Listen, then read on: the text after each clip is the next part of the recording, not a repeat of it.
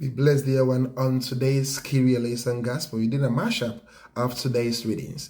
Beloved, you know that I have been reading the Deuterocanonical book of Tobit. And for Deuterocanonical books, we shall consider them in our catechesis. Beloved, already we have set the tone that certain things happen to the righteous, the truthful, not because of what they have done wrong, but it's a way to confirm, to make them grow in their faith in the Lord. And so we encounter Tobit himself going through that kind of situation. And yet all, in Tobit chapter 3, we are told that he trusted in the Lord. So beloved, yes, certain things happen, but let's always trust the Lord. Don't always blame yourself, accuse yourself of those things happening to you. At times, it might be that you have done nothing wrong, but it's a way for God himself to show how much he loves you, or he wants you to always grow in that faith. And know that there's nothing he will allow that you cannot stand. So always trust him. The second thing in today's first reading about Tobit chapter 3 is about Sarah. Sarah had been married to 7 men who all died, having no children with her.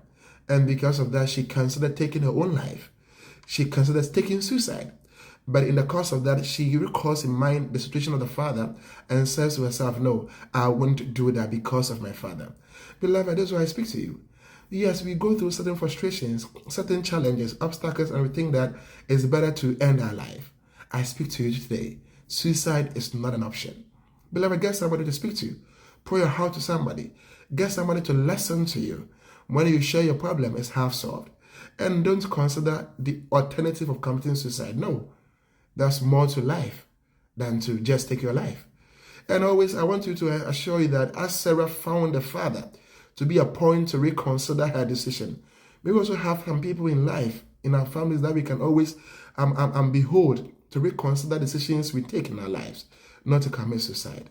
Beloved, again, in the gospel passage today, reading Mark chapter 12, 18 to 27, we also encountered people, Sadducees, who came to Jesus to test him with questions that whether there will be life after death, there will be resurrection, because they themselves did not believe.